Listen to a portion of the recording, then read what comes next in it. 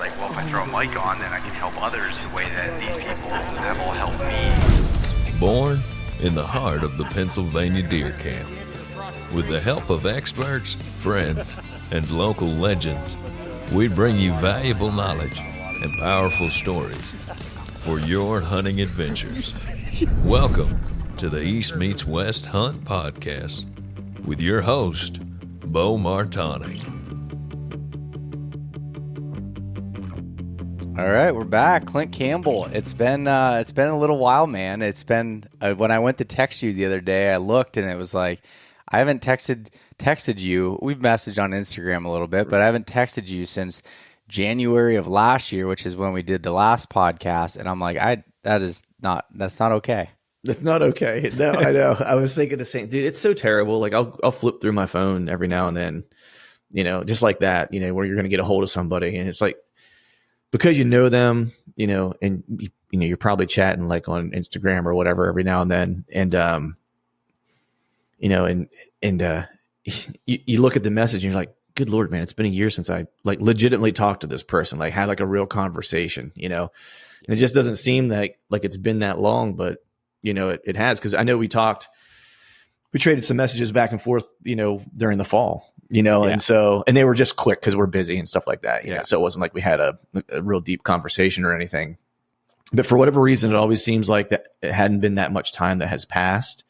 And yet, undoubtedly, it's always been like a year, and I'm like, I'm thinking back going like, dude, where the hell did the year go? Like, how's it a year later already, But, and as we're sitting here today, like we're in April, right? And I'm just texting with a buddy last night, and he's getting like his archery equipment dialed in because he's like 5 more months, and he's going to be hunting, and I'm like, and I was doing the math, and I was like, dude, when do I start? Like, because he has an early season August hunt that he's doing, and I was like, shoot, I was like, man, I'm going to Idaho in September. I was like, it's like that's like 6 months from now. I was like, get the kid done with school for the year. I was like, then you're firmly in summer, do the family vacation, turn around a couple of times, and boom, it's, we're back at it, Oh man, it happens so fast too. Like every year it's just, I've always heard that when I was younger. It's like the years fly by as you get older, man, they sure do. And I'm terrible with like texting and calling. Like there's, people like you and so many other people that I should just give a call sometimes and just see how they're doing. And I don't mean to be that way. I just get like so like focused in what I'm doing. I was just when someone was driving with me at my scouting camp a few weeks ago, one of my buddies, and they were like, they looked at my my thing came up on the Apple Play, and it saw I had 315 text messages I haven't opened, and they're like, now it makes sense. And I'm like, dude, I just like, it's so easy to be attached to your phone all the time, and like I do it so much for work that when I'm engaged, but then when I'm not, I'm not, and then sometimes things slip through the cracks that way, and it's just like, man, I know I need to be better with it, but at the same time, I'm like, I need to have a life too, of not just like constantly communicating through a phone. So that's been kind of a goal of mine. I've learned, there was a quote I read that was like, you can either try to make everybody happy and make everybody pissed at you, or you can make the people happy that you need to, your family and priorities that come up, and make them happy and deal with. Sometimes there'll be people that won't understand. And then there's people that, are buddies that are like, I get it. Life's busy and that's just the way things go. It's not. Well, that's just it, man. I've always said, some of my best friends are some of the people that I talk to the least often, and it's weird to say it that way, but it's those people like, it's one of your dudes when you haven't talked for 6 months and you shoot a text message and then, they got life and shit going on. So it's like, they may not respond right away, but they respond, and it's like the conversation just picks right back up. Or like you have a quick phone call and you haven't talked in 6 months, and it's like you guys were talking yesterday. Or you see each other somewhere, maybe you're going on a hunt, or maybe you run into each other at a trade show or whatever, and you spend 45 minutes catching up, and it's like you guys were hanging out yesterday, And to me, like, that's the way it should be. You know what I mean? Like, that's Yeah. the way a lot of my friends are. Like Chad, for example, is like one of my best friends. I see him once, maybe twice a year. You know what I mean? Like, we see each other usually at Harrisburg, and then, you know, we'll see each other usually when we do a hunt together, which we haven't done in a couple of years, but we should be, I think we're doing this year. And then, you know, we might talk on the phone like once every 2 months or whatever, you know, but when we do, it's always like right back where we left off. It's easy. Yeah. You know what I mean? And that's whenever, you know, that's your good buddies know that, like, they recognize that, you know, it's like you're busy. We're all busy, man. So- It's like trying to so get done true. the things we need to get done, take care of our families, you know, work, passion projects and stuff like that. And all I ever care is to know is that my guys are doing well. And as long as I know that, then all good.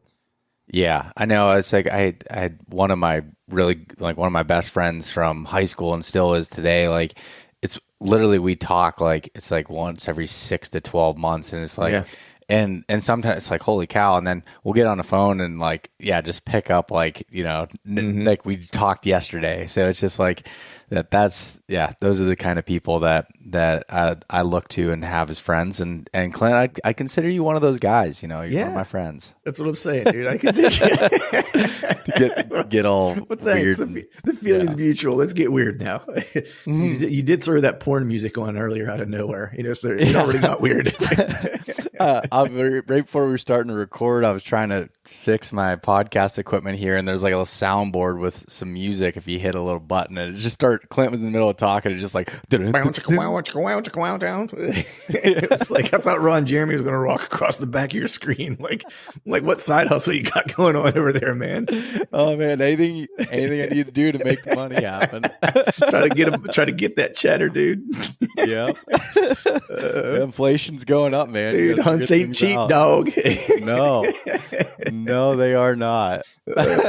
Shoot, Oh that's man. awesome. But what the heck you been up to, dude? Man, it's been just like a busy year, man. I had a real good year last year. Killed a couple bucks. Other than that, family stuff, doing a lot of jiu-jitsu, a lot of training. Have a tournament coming up this month in a couple weeks that I'll be doing. And that's pretty much it, man. Scouting, that obviously we're in that time of year. We're, all your kind of postseason work or preseason work, however you want to look at it, it's kind of in full swing. And, truthfully, it's like I really kind of adapted like how I approach that probably like the past 2 years, just being more efficient. I don't spend as much time doing it as I have in the past, I guess is one way I would say it. And it's not because I don't enjoy it. It was just I had some stuff going on, like family wise, probably 2 years ago, where I just wasn't going to be able to get out, in the postseason as much as I would like, and kind of had to just adapt my approach. It actually made me better. It made me more focused. It made me, dial in a little bit better, waste less time. And truthfully, it's like whenever it came to the hunting season, it actually helped me or allowed me to hunt more free. And I honestly think that's why it's like I started having better encounters and filling tags and stuff like that, was because I just I didn't feel bogged down by thinking that I knew everything. Like there were certainly holes going into the season that I knew that were there. And I was just good with that, and I think because I had those holes, it was a little bit more of an adventure to a degree, and because I didn't know didn't have some of those things figured out or think that I have them figured out as absolutes, it allowed me just to kind of, be a predator in the woods essentially and move and go to where I thought that I needed to be. And, use what I was seeing in real time, as the gospel, and letting it be kind of the driver, so to speak.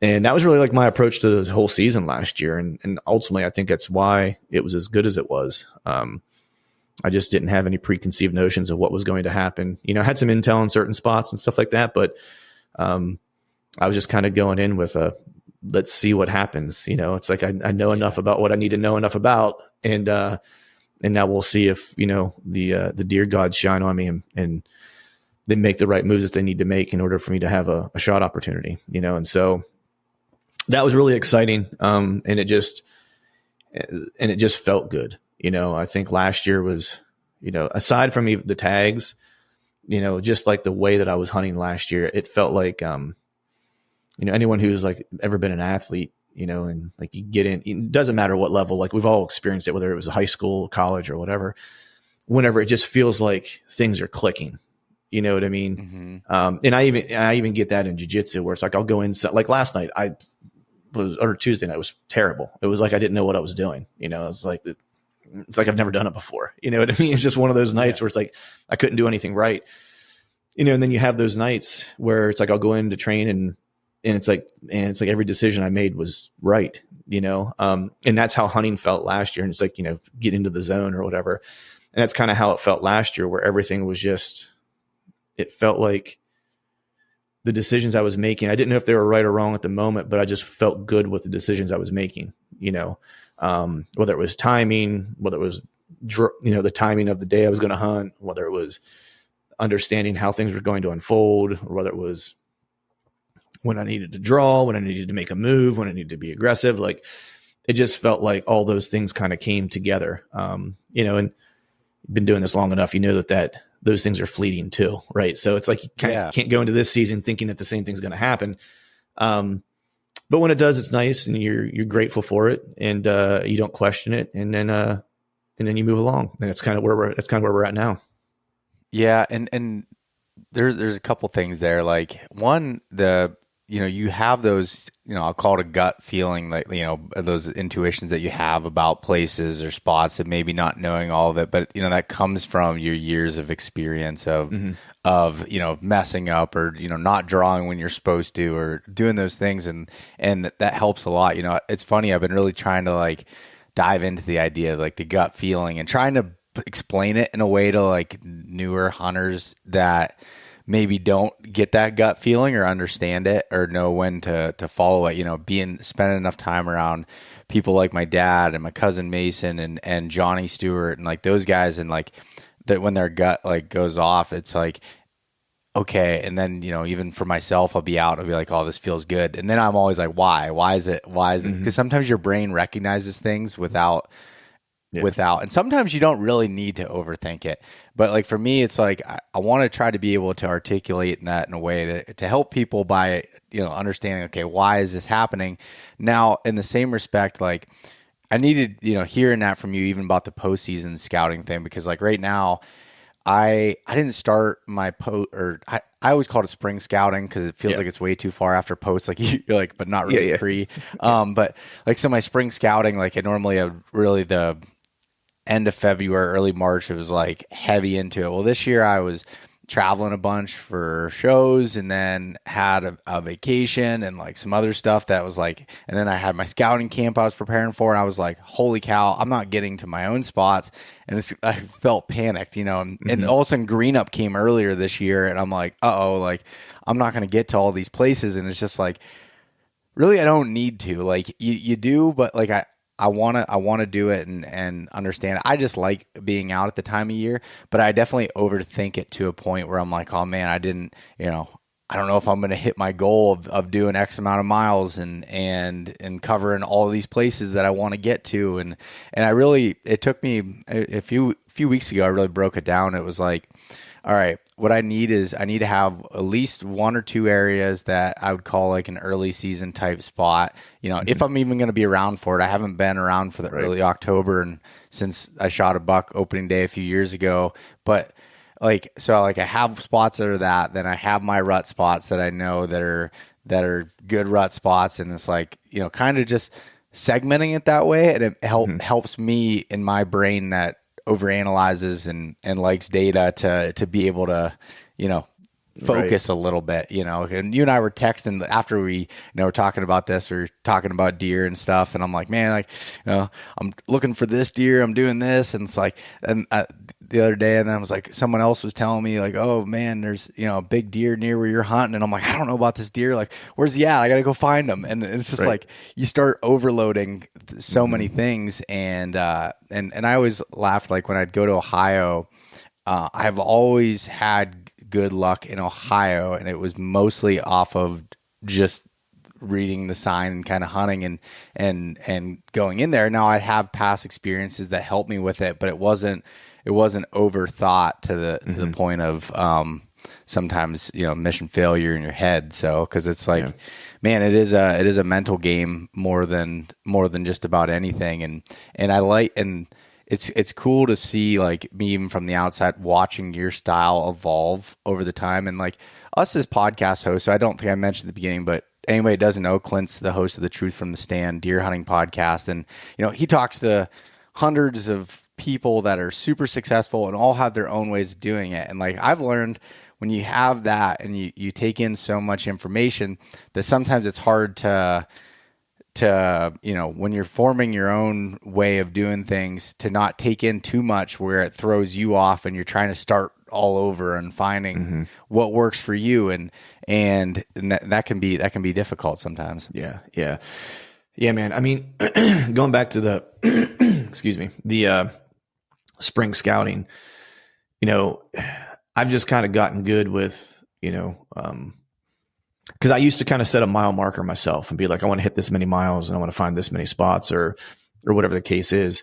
And I just kind of got good with the idea that, I'm a multifaceted person, right? It's like, I'm not one of those guys. Like, there are some guys that are just like hunting 365, 24/7, 365, and that's it, and God bless them, if that's what they're into, and that's like the thing that gets them up in the morning. But like, that's not me. Right. And I think once I kind of realized that, and, jujitsu is what kind of helped me realize it, getting involved in something else like that I was super passionate about actually gave me the space to be okay with the amount of time that I get to allot to hunting. Right. And it actually made me sharper whenever I do get to spend that time doing it. Like, I'm much more dialed in. And so for me, it was more just kind of in myself being good with like who I am, like what I am. Right. It's like, I can still be a good deer hunter, whether or not anyone thinks I'm good or not, whatever the case is, like that's relative, but I can still have fun and enjoy it the way I like to enjoy it and do it the way I want to do it. And it's okay. Yeah. And that's kind of like the realization that I came to. And that's whenever I started having a lot of fun. And that was when, or I shouldn't say started having a lot of fun. That's when I began to have a lot of fun again, right? Where it's like the passion kind of came back because I was starting to suck some of it out of it by being so kind of like singularly focused all the time. And that was really when talking about style was kind of evolving. That was kind of when when I started really realizing like what I was good at, right? Like when you were saying earlier about that gut feeling, like that's when I started realizing like when to pay attention to it. And that like, oh shit, okay, I do kind of know what I'm talking about. Okay, yeah, this is what should happen here, right? And the part of it is too is I think a lot of times we want all the puzzle pieces, right? That's kind of what we talk a lot about on podcasts, is like finding the puzzle pieces, putting the puzzle together. And it was just what I kind of realized was that those old timers, when they walk into an area, and you're with them and they just go, yeah, he lives here. He's here. And you're like, how do you know? He's like, he'll be here. It's like, and there's nothing saying that he should be there. Right. And then you go 2 months later and sure enough, that old timer killed that buck, you know what I mean? And like, game over. And what I started realizing is that one, it's experience, and two, it was not having the need to have all the puzzle pieces. You don't need to see the whole picture. And the way I kind of explain it is when my wife she and my daughter like to do huge puzzles. I'm terrible at puzzles, right? And they flip all the pieces over so they can see all the colors and all the edges and start to be able to visualize how things kind of line up, right? And so to me, like, deer hunting is having all those puzzle pieces. But if an old timer, if you're really good, or if you kind of have enough experience, you don't have to flip them all over to see all the colors. Like, you can actually go forward and kind of visualize and see what's going to happen whenever some of those pieces are missing or when you don't have them, Yeah. And to me, that's kind of how it started feeling for me last year, was where, not that I was any better than I was before, but I just got comfortable and being okay with not having to have all the puzzle pieces. And the second part was making things a lot simpler. like not overcomplicating. Whenever I see something, believe it. That was like the biggest thing. Like whenever, it's the old saying, when someone shows you who they are, believe them. It's the same thing in the deer woods. When a deer shows you who he is, a buck shows you who he is, believe him. Yeah. Don't make him out to be a mystical creature, because he's not, and that was really kind of the key to the success that I had last year for the most part, in particular, the hunt in Kansas. That was, it was all keeping it simple and doing the fundamentals really well. And I think that's the other thing I kind of went back to, was just trying to be as good as I can be on my fundamentals, like on my entry and exit, trying to play the wind as best I can, cheat the wind as much as I can using thermals or whatever the case is, right? Just, being quiet, being still, like all those things that your grandfather teaches you when you're out in the woods when you're a kid. Like 90% of your success is going to come from just doing those things really well and consistently, right? Because if you look at any of the good ones, guys that are really, really good, and this goes for anything, they're really, really good at the fundamentals. And every now and then when they need to pull a rabbit out of their hat, they'll pull an Andre DeQuisto and do like a bump and dump, right? And that's like a Hail Mary, you know what I mean? That's like the flashy stuff, but the guys that, that we all know and have been on podcasts that are just consistent killers, it's like, man, they do the fundamentals right all the time. Like they don't cut corners on the fundamentals. And that goes for, athletes or whatever, right? It's like, there's this jiu-jitsu guy who's a 5-time world champion, and he won 5 world championships with techniques that you learned the first month as a white belt. He was just so freaking good at them that nobody could stop it. You know what I mean? Like that was, and he says it in interviews, right? And that's kind of like dawned on me whenever I kind of saw that. I just kind of adopted that kind of mindset to bow hunting, where I was like, I'm just going to be the best version of me at the things that are fundamental, that are foundational. And if I do those things really, really well, I'm going to give myself a lot of opportunities. Whether or not the tag get filled or not, who knows? There's a lot of things that can happen, that keep you from filling tags or filling tags. But as long as I do the part that I can control really, really well, the basic things, I'm going to be in a really good spot. And that was kind of like what I went back to last year, and then it paid off. And I don't remember if I said it on a podcast or I was just talking to buddies about it, but that was one thing I learned when last year I went down to a long range shooting course. A couple of my buddies that are in the SEAL teams and they're snipers, and I was like, "Oh man, I'm gonna go down here. I'm gonna learn some tricks. I'm gonna be shooting." Their trick was rifles. Be real good at the basic stuff. Yeah, that's what it was, man. Like it was like, and talking to him and had done an interview with one of the guys and who spent, I want to say like 30 years in the teams, and like everything that he did, there was no secret sauce. There was no this or that. It was like knowing how to do the basics very, very well, to the point where it was like second nature, that you're not, skipping corners here. You're not taking shortcuts here. It's just like doing these things right over and over and over again. And just being able to execute on it. And then I always think about this with gear. So like, I am a big proponent of good gear. Like I like good gear, buying the best gear that you can afford, but you got to know how to use it and use it efficiently. It doesn't matter what tool you have that's this flashy, expensive thing. If you don't know how to use it in the way that it is, and use it quietly and be able to do it with your eyes closed, as far as say you're setting up a saddle in the dark or doing whatever, it's like, if you don't know how to do those things with that stuff, you're not helping. That's not, fulfilling the purpose of what that was and what you spent your money on. And I think that's definitely something that's super apparent across the board, and super successful people that have done things at a high level for a long period of time. Yeah. It's anytime you add complication to something, you invite opportunity for mistakes or risk, right? Like that's just inherent, right? So if you have something that takes 2 steps, there's only one of 2 places that things could go wrong, and you can mitigate that pretty easily. If you're doing something that takes 100 steps, man, there's 100 inflection points there that have an opportunity to be wrong, right? And so you've just introduced a whole bunch of risk, right? Or a whole bunch of opportunity for failure opportunities or whatever. And I kind of look at hunting now the same way, where, man, I'm going to make it dumb. Like, I want to shoot dumb deer. You know what I mean? Like, I don't want to shoot the smart ones. You know what I mean?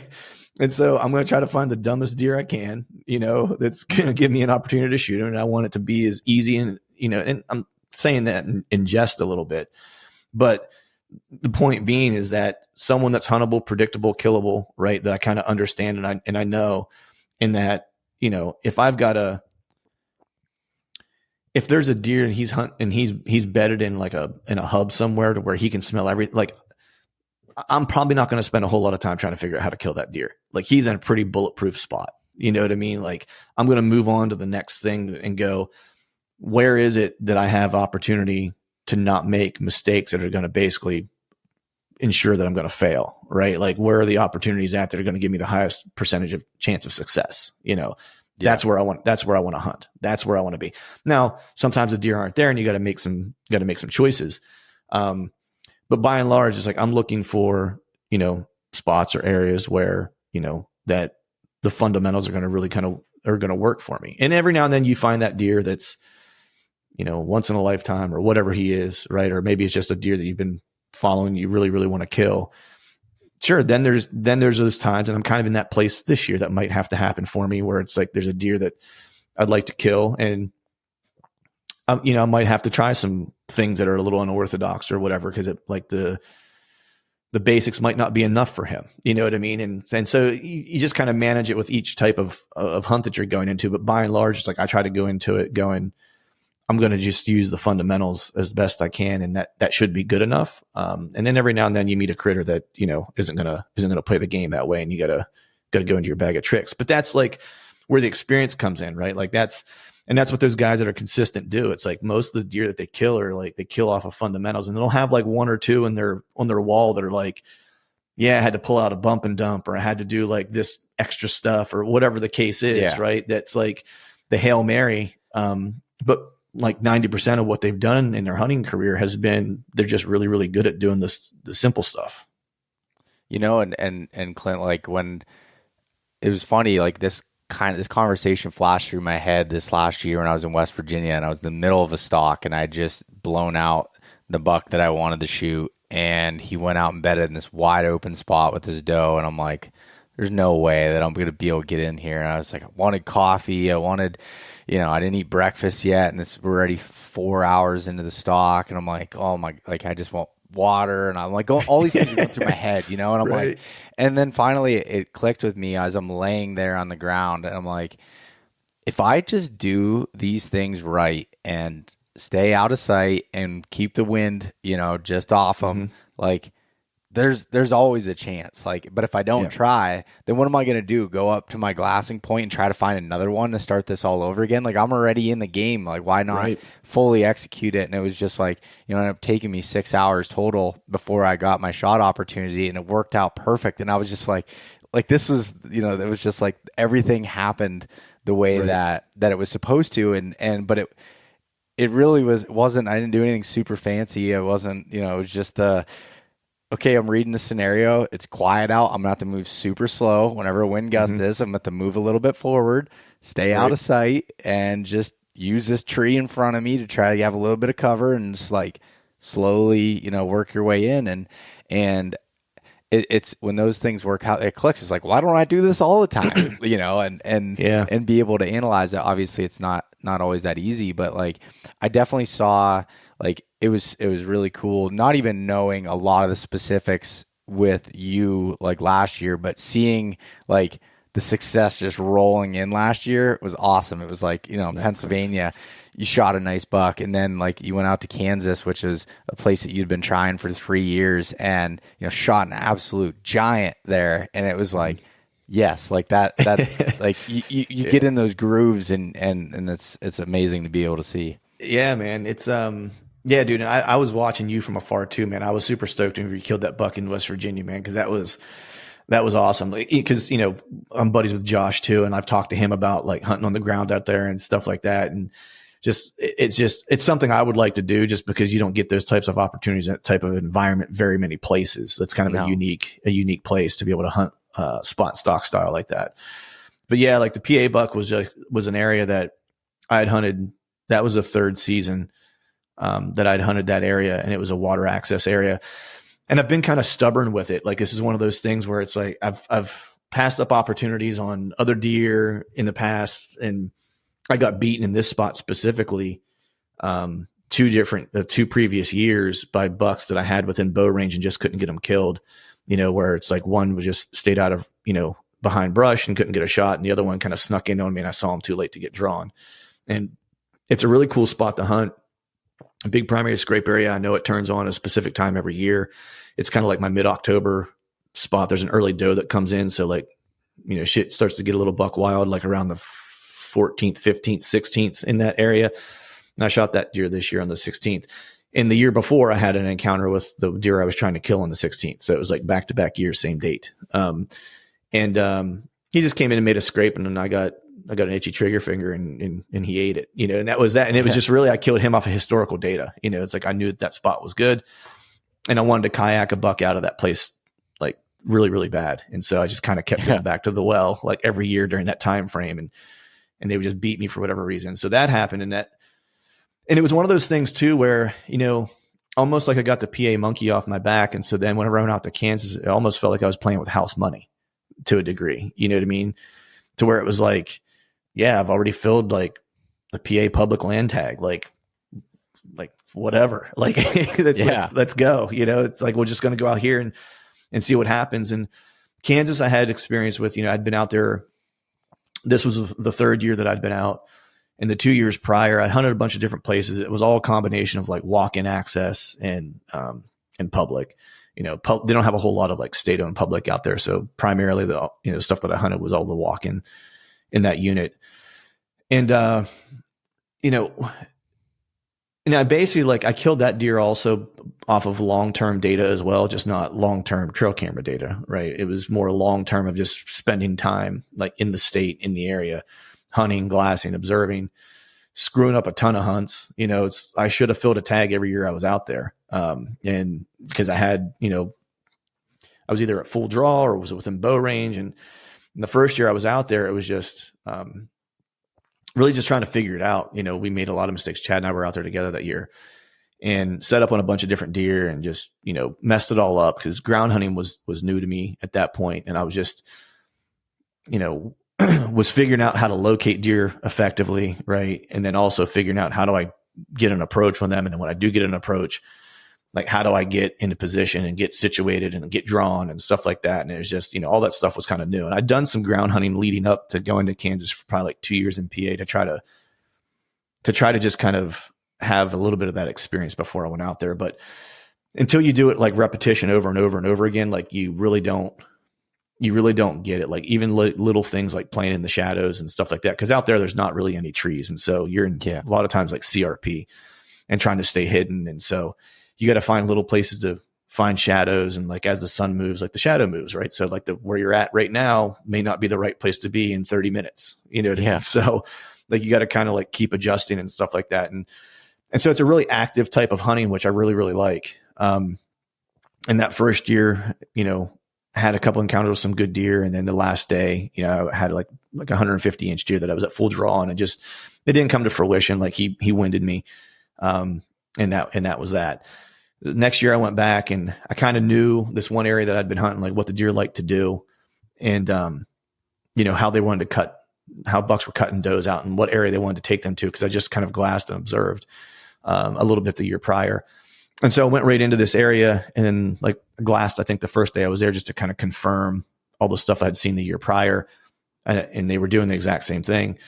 And so the next day I was like, all right, well, I'm going to go in with a little bit of gray light, go up this, not a ridge, but up this like slope through like this CRP draw. And, I made it most of the way up there and I just saw tails, flicking and threw some glass on it. And it was like, there was a couple does and then just out of nowhere, I just saw like antlers appear. It's like, and I was like, holy shit. I was like, that's a big deer. Yeah. I didn't really know how big he was actually until this year. But that deer, he cut those does out and I kind of watched their behavior and he was with 2 or 3 does and they just kind of meandered off this CRP area that's really kind of nasty. I knew they were always bedded in, but I could never find them in it. I could glass it and I could just never find them. And so he cut her out and I was like, well, he's not pushing her hard. So he's probably not going to breed her.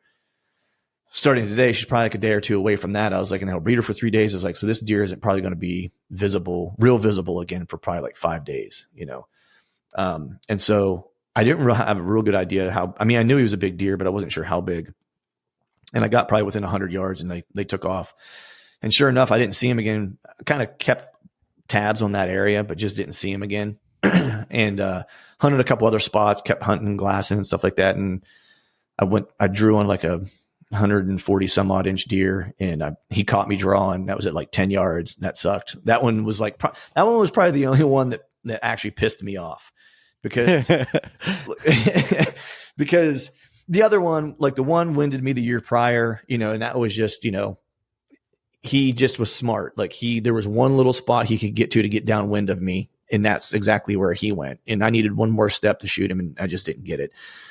This one there were 2 possible setups in this area, and I just picked the wrong setup. And after I drew and got busted, and I went and looked at that spot, and I was like, man, you're such an idiot. And I was like, this was the spot to be in. Like, everything is right for this spot. Like, you're a moron. Like, you know, and so that was like totally my fault. Like, that deer should have been dead and in my truck. But things work out for a reason, man, because, you know, I think the experiences that I had after that, I think are partially what played into me killing the deer that I killed this year. And so, you know, I knew that other big deer that I had seen, you know, a couple of days prior to that would probably be out and about in about 5 days. And so I think it was like the next day or two, like he should be visible again. And I was only on like a 7-day hunt that year. And so it was the last day of the hunt. I decided to go back to that draw because he should be off that doe now. And he's going to come back to the same area and try to find another doe. And so I was like, I'm just going to beat him to the head of that draw and set up on him. And so I went in the day before and actually made like a little brush blind underneath like a locust tree. And I was trying to get to that spot. And so I walked up with a little bit of gray light, or not shooting light, but just enough to where I could kind of see a little bit without a headlamp, and was slipping in there and slipped up the bank of that draw. And as soon as I slipped up over the bank, like I could just see his rack silhouetted in the skyline, being skylined. And he was already behind the tree I was trying to get to. And he's got a doe in there, and there's a buck that's grunting off to my right at like 40 yards, and he's grunting back at him. And now he thinks I'm a buck coming out of this draw. Right. Yeah. So he's snort wheezing at me now, you know, and I'm stuck out in the middle of nothing with like a ghillie jacket on, and there's nothing to get behind. I eventually made my way behind like a little tree, was just kind of grunting and shuffling my feet, trying not to sound like a person walking, trying to sound like a deer that's like getting jiggy. You know what I mean? And, he bought it. I got to this little tree and was able to get an arrow knocked, and I'm just waiting. And from being in there the day before, kind of like getting my bearings about me, I knew there was a line of saplings, that were there, and that I needed him to get in front of the saplings. Cause now I had like enough light that I could put a pin on him and probably shoot him, but I still couldn't see like exactly where the saplings were at. And I didn't want to like clip one and deflect one. So there was a tree that I knew, like if he got in front of that, then I knew I was clear and I could take a shot. If he didn't clear that tree, then I didn't know exactly where the saplings were at. And those saplings were all, you know, when a deer would be like brisket into like vitals high, roughly. Mm-hmm. So like worst possible spot, right? It's like a get a deflection and, you know, end up wounding a deer and just have a shit show. So I ended up not going to full draw. So I snort wheezed at him again, dude. And he started like stiff legged walking toward me and got to like 20 yards and just like stopped. He's like shaking his head and thrashing, and he's like all pissed off. And then I just had to watch him walk away, you know, with that doe, because I just couldn't get a shot that I felt comfortable with. And then what I come to find out as I'm leaving that night, he's running beside my truck full gallop through a cut bean field. Like I'm seeing, like, I mean, he's like 10 yards from my truck, like running this field, like right beside me. I got like the full visual of him, dude. And what I learned this year was, and it was because like the deer I killed, like I knew what he scored because the taxidermist scored him, and I underscored him on the hoof. Like after I shot him and took him in, because the guy asked me what I thought he was, and I was like, oh, he's like 150 inches. And the guy was like, oh, let's measure him. And I was like, all right. So measured him, and he was 172 1/8. He's like, why'd you think this deer was like only 150 inches? It's like, well, because the one I was on last year, I thought was probably like 20 to 25 inches better. And he was like, really? And so he had a couple mounts, and he's like, do you look about something like this? Because I kind of described him like, yeah. I was like, that's actually like, wasn't the same deer, but it was like very, very close to the same rack, same kind of frame, you know, mainframe 10 with a bunch of kickers, stickers, and junk around his bases. he's like, buddy, he's like, you're hunting 195 inch deer last year. He's like, this deer's like 196 and 3/8 or something like that. And I was like, holy shit. So, you know, so that was wild. So, you know, all that I kind of learned, you know, last year because, you know, when I was on that big deer, the first day I saw him, there was like 135 inch 8-point that came off to my right because I was in this like cedar line and I was going to kill him. And I grunted at him and he got interested and started coming around and he kind of stopped short on me. And I kind of made a move behind this tree line to get down closer to where I thought he might cross over through the bottom of this draw. And so when I made that move, he kind of hung up and I didn't have a shot. And so I was like, well, I'm going to give him a snort wheeze and see if I can't piss him off and get him to come in. So I snort wheezed at him. And as soon as I did, man, he like jumped out of his fur like somebody shot him and like took off. Well, I didn't really know what had happened. I was like, that's weird. And, you know, I was like, you know, that's a pretty decent buck. He's probably at least 3.5. Like he's not probably not 4-year-old, but I was like, I figured he would, you know, want to party. And then it was like literally 3 minutes later is when I saw the giant. And I was like, oh, okay. Like he has either been run off or had his ass kicked or whatever the case was. So you want to keep going into this year's kind of story? Yeah. Okay. No, keep going. So fast forward to this year, I get there and I knew the spot that I needed to be in. And I knew I'd probably see a good buck if I were going to see one, probably like the 6th or the 7th. Like those seemed to be the dates that I was always seeing like early, at least. Cause I was usually there for like 2 weeks. So that would be like the beginning of my hunt. And I'd always see really good action there during that time frame. Then it would kind of go into like a little bit of a lockdown. Then on the backside of the trip, like is usually whenever like it would break loose again for a couple of days. So I got there on the 5th, I think, and I hunted an area on that evening that had gone to, and I saw a couple deer. And then the next morning I went into the area close to the area where I had the encounter with that big deer. And I had no clue if that deer was still alive or not. I guessed probably not. I saw a couple bucks that day, nothing that got me like super fired up. And then that evening, I wanted to go to this other area that I kind of walked through during the day. Cause like midday, I kind of took a break and was like doing some glass and I'm walking. There was this like draw on the other side of this like piece that I was hunting that I wanted to kind of get into because I had never been into it the year before. Hold on one second, Clint. Yeah. I don't mean to interrupt, but so can you explain like what these draws look like compared to, you know, anyone listening here thinking of, you know, big woods, hill country, mountain type draws like this, like just to give it an explanation a little bit of what this draw look like. Yeah. So these draws are, you know, depending, you know, they can be really shallow. You know, I'm talking like maybe they're only 4 foot to 5 foot deep as far as like, you know, like bottom of the draw to like the top of like the sidewalls essentially. Right. Or they can be 20 foot deep and be like completely sheer. Right. And so it's, don't think big woods draw where you got like a bottom that might be 30 to 50 yards, 100 yards wide or something like that. Right. We're talking like, you know, this one in particular was probably only like maybe 20 yards wide at the bottom at the widest, and at the narrowest 5 feet wide, you know what I mean? You know, and so in this terrain was very rolling. And so at the beginning of the draw, it was coming out of actually a creek bottom. So it is kind of wide, but then as it goes up, it starts to narrow, and they usually get brushy as you get to the top, and it'll be dotted with cedars along the way a lot of times, especially if it's all kind of covered in CRP. And then that's just tall grass that's anywhere from like knee high to chest high, just depending on like what you're in. And a lot of times it'll have some cedars and might have some like locust trees. So there's not really any trees to climb. There's not really a ton of cover necessarily, you know, in those areas. And so that's like kind of like the draws I'm talking about. And they'll all kind of connect and roll off of like, there might be like a bean field and like a draw on like a draw on each side. And it'll be dotted with like a bunch of cedars. And like at the head, there might be like, there's like this black brush that's just like impenetrable. It might be at the head of one of these or something like that. Right. So that's kind of like, you know, if you're trying to get a visual of it, that's kind of what they look like. Just think like big open hayfield with grass. It's like chest high that has like a depression in it that might run for 200 yards that might, and it might only be 6-7 foot deep, and the sidewalls, or the bottom of it might only be 10 foot or 10 yards wide, Okay. going up an incline. So the one draw comes up the one side, and then there's some food kind of up at the top. And then there's another draw that comes down the backside and actually starts to run parallel with like the road that's there. So it actually kind of like turns, right? Mm-hmm. So I'd never been into that draw on the backside. I'd glassed deer in there before, or couldn't see into it, but had glass deer going into it. And so I was like, you know what, let me just kind of take a look and see what's in here. And so when I went in there, there was like some signpost rubs and stuff like that.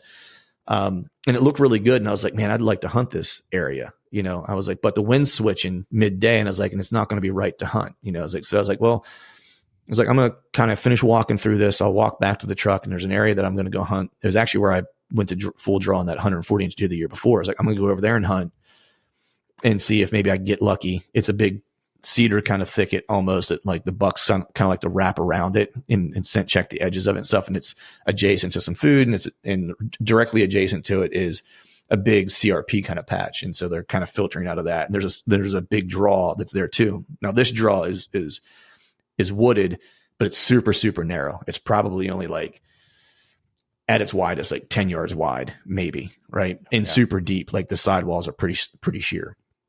And so I was like, I'm going to just go over there and hunt, and, kind of like a throwaway hunt, but like there's a chance, right, type of thing. And so when I got over there, the wind wasn't right for me to set up where I wanted to set up. So I kept having to move because the wind, like throughout the afternoon and into the evening, kept switching, or not switching, but just kind of like, I forget what direction I was getting, but just say I was getting a north. They're supposed to get a north, but it kind of kept turning, like started off like a little bit of south in it, or like a little bit of west in it, and it kept getting more north, more north, more north, more north. And so I kept kind of having to move like every like 20 minutes, like to keep my wind clean. I finally got to a point to where it's like, I'm not even in the game of where I want to be.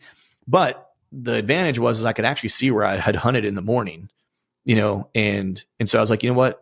Benefit here is like, I'm just going to glass, and maybe I get lucky and a buck comes walking by and I can shoot him, or I can see him in this CRP and I can call him in.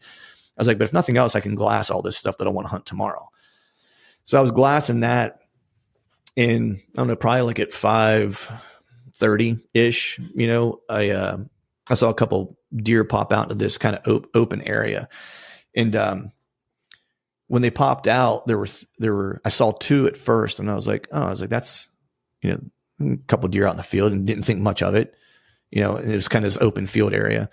And then all of a sudden I kind of like looked away to kind of glass another area, and I looked back, and now there were three, and I was like, and immediately I was like, whoa, that one is way bigger than the other two, like just body wise. Cause I was like 0.8 of a mile away from this spot.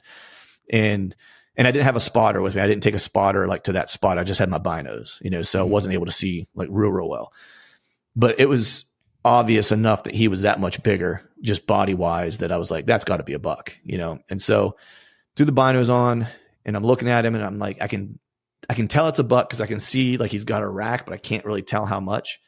And then all of a sudden, like the fourth deer kind of enters the picture, and he's not as big as the third when it showed up. He's bigger than the first two. And I was like, maybe he's a buck too. I'm not sure. And then I saw the big body one run the other one off. And I was like, all right, those are 2 bucks. Yeah. I was like, all right, cool. I was like, so there's 2 bucks up there. Still don't know how big they are.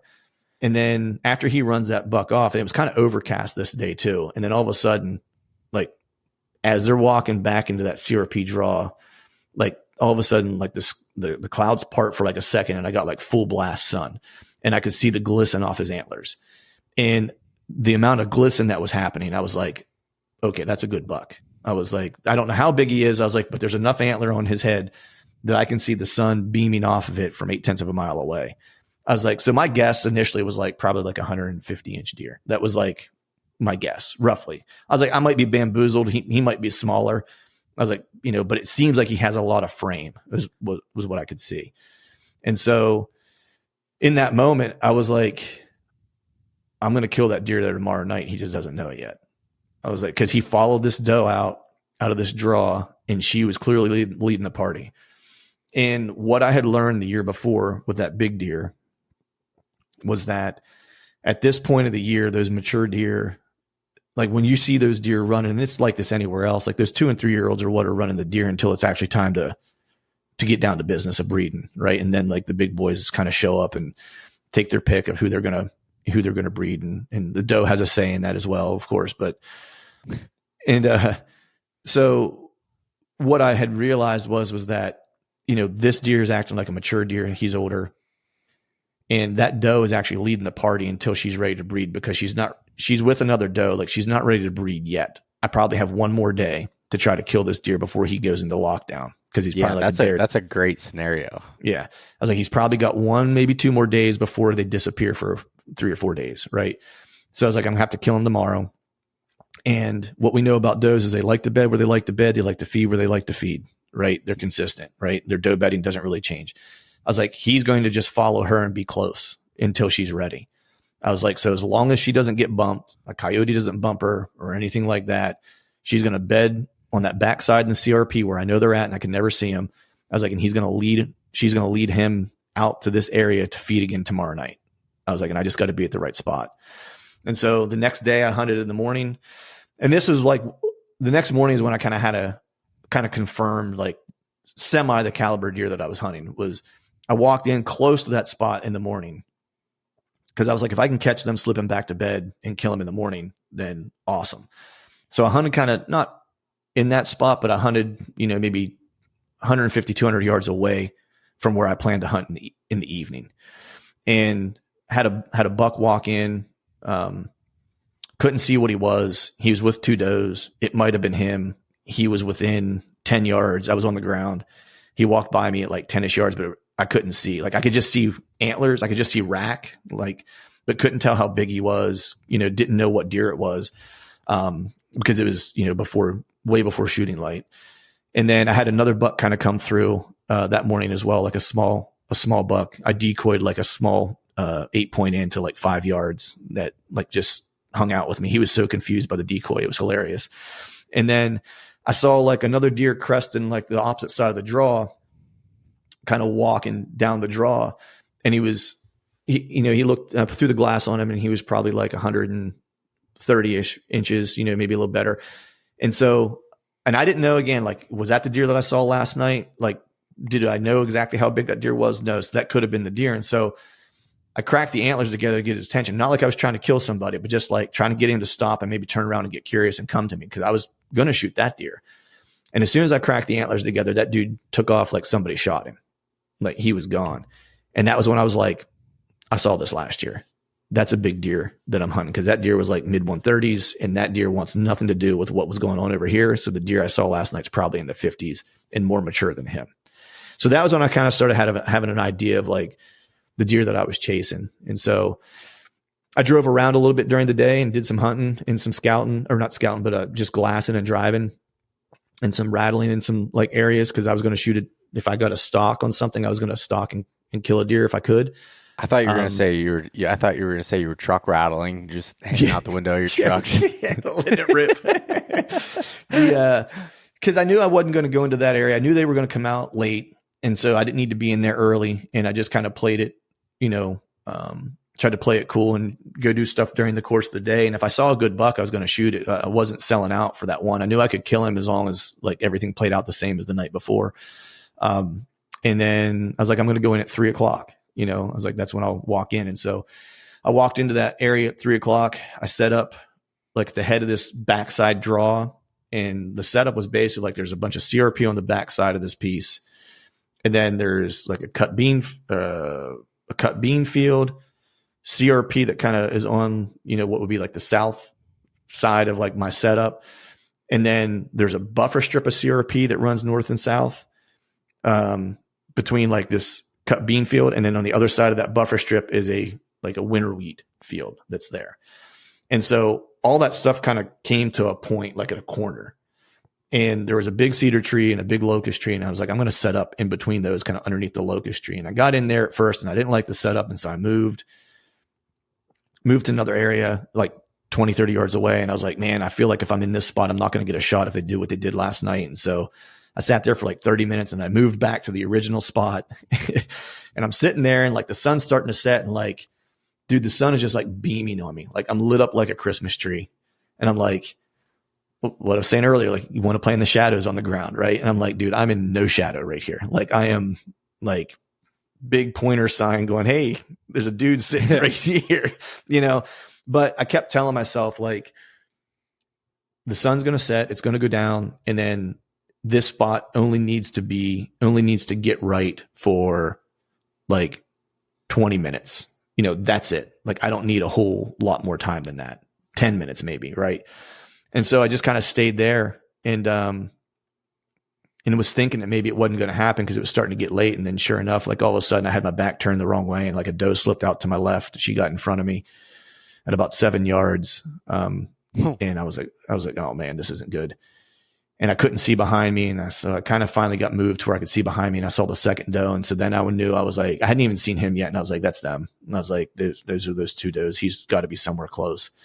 And I was able to get turned a little bit more. And I looked behind me and I could just see rack like coming through the cut bean field, just saw frame.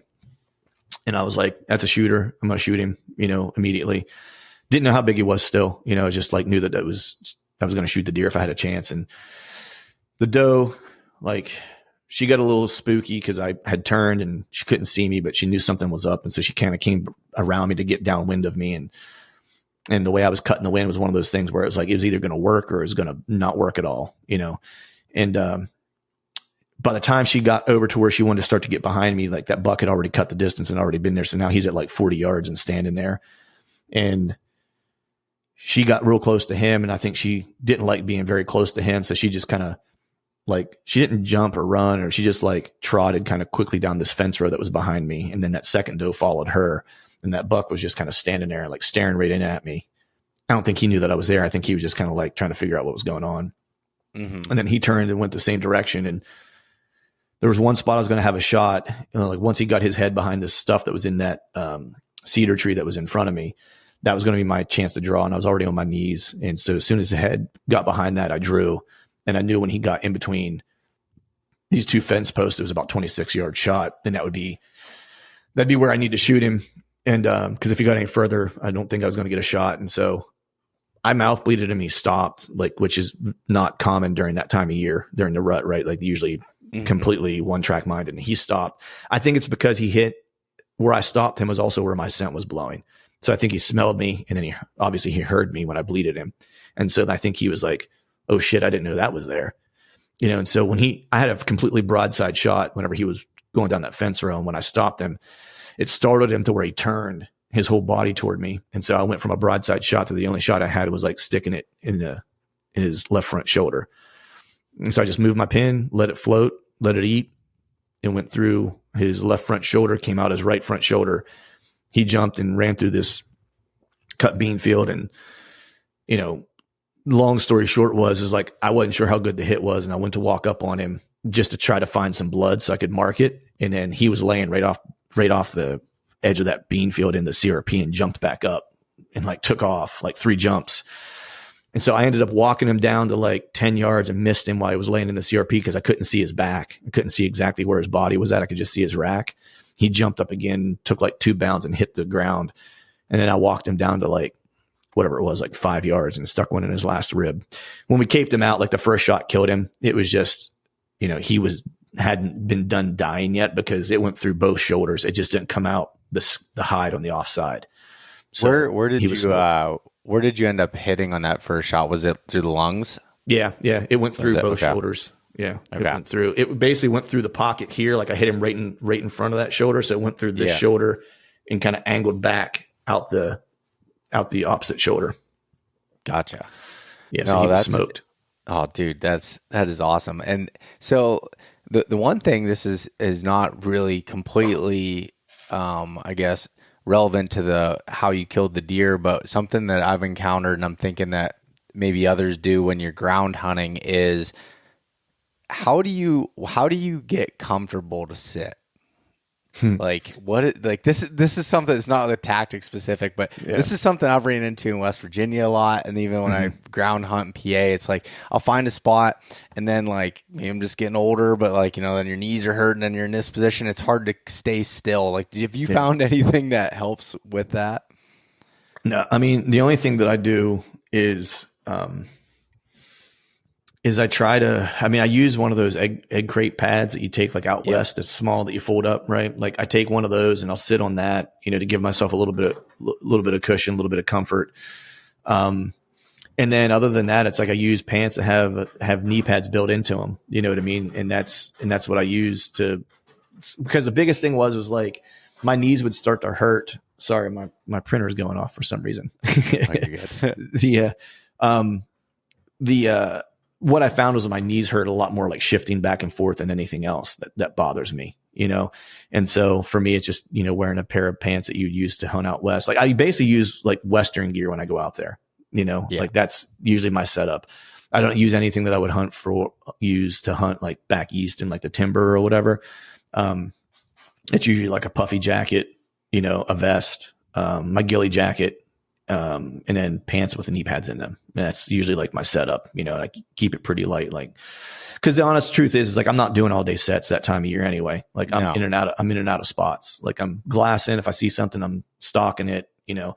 Now, if I get on something, I bet it, I might need to sit for a while. So that's when you would have to sit for some hours, you know, if you have something bedded down and you're just waiting for your opportunity.